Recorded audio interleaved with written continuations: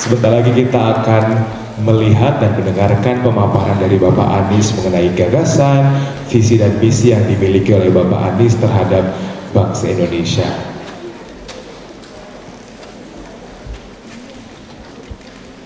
Selamat pagi Bapak.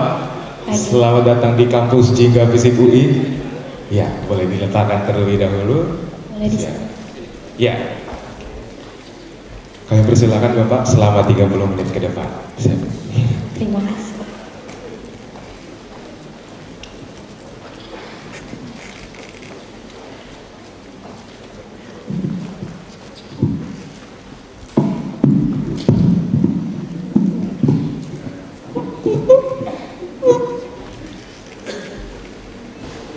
Terima kasih.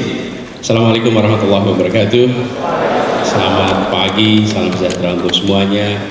Yang saya hormati Dekan Visip UI, Bapak Profesor Semiarto Aji Purwanto.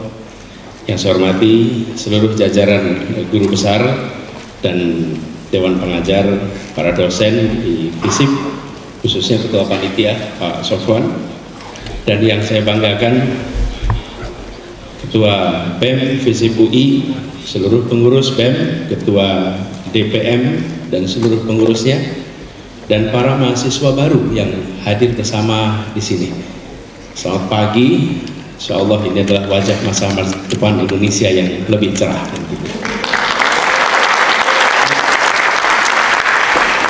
Tadi Pak Dekan pakai yel-yel, kalau boleh saya ulang yel-yelnya, boleh Pak ya? Jadi kalau lihat ya, kalau sambut salam saya Visip. Sambut salam hangat Visip. Dari kami Visip. Oke, saya ulang ya. Sambut salam hangat saya Visip.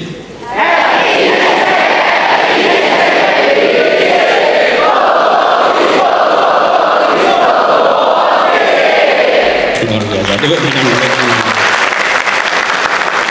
Pak, ini salah satu yel-yel paling panjang yang saya pernah lihat. Biasanya yang panjang yang memandu, yang merespon singkat. Biasanya. Kalau ini yang memandu singkat, yang merespon panjang. Artinya kapasitasnya baik sekali. Kira-kira.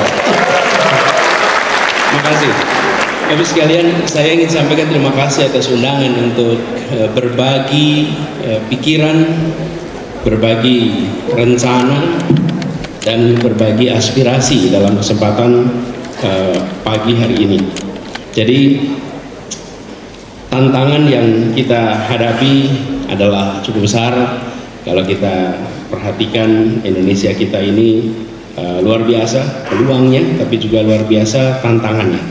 Jadi dalam kesempatan ini kami mendapatkan waktu 30 menit, jadi saya akan memaparkan secara singkat barangkali awal dari ide-ide yang kami garap selama beberapa waktu terakhir ini.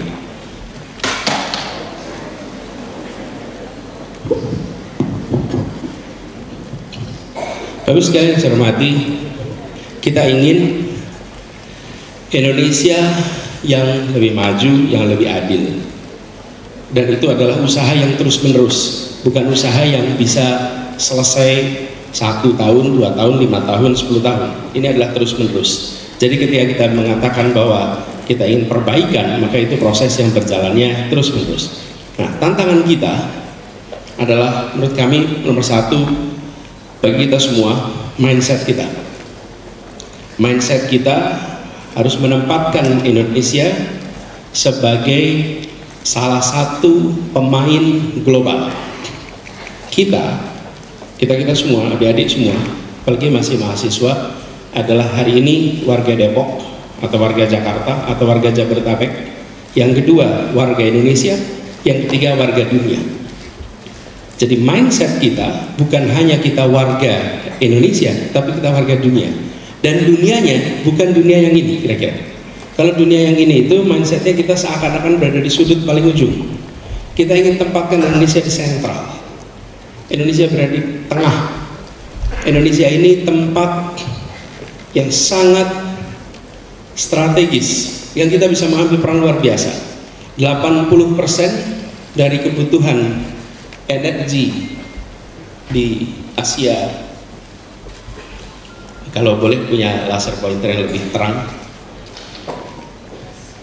80% dari kebutuhan energi kita,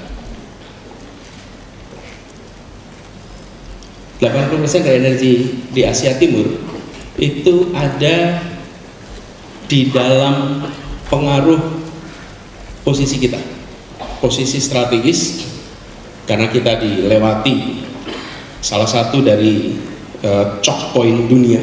Choke point dunia itu selat-selat yang strategis, sehingga kita memiliki dampak. Apapun yang terjadi di Republik ini itu berdampak. Ketika Republik ini stabil, maka kondisi ekonomi Asia Timur juga relatif stabil. Tapi bila di Indonesia tidak stabil, Asia Tenggara tidak stabil, maka kita akan menyaksikan efeknya ke dunia. Ini poros maritim juga, dan kalau kita bicara tentang jumlahnya, lebih dari 50.000 kapal besar melintasi Selat Malaka setiap tahun, dan kompetisi global memperhitungkan sekali Asia Tenggara.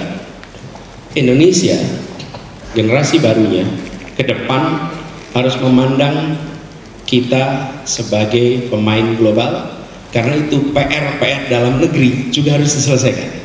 Tidak mungkin kita bisa memainkan peran di dunia internasional kalau PR dalam negeri itu tidak terselesaikan. Dan kita ingin Indonesia hadir di dunia. Hadirnya bukan karena berita-beritanya, tapi hadirnya itu karena rumah tangga di dunia merasakan kehadiran Indonesia. Menjadi berita di dunia itu baik, tapi hadir di keluarga-keluarga itu lebih baik lagi.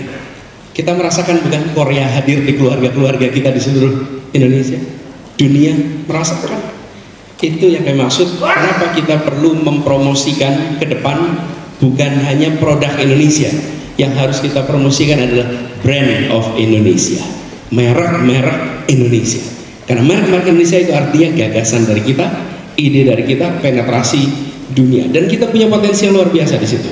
Jadi kami memandang ke depan Indonesia maju, kancah percaturannya bukan hanya di dalam konteks domestik, tapi pandang dalam konteks global.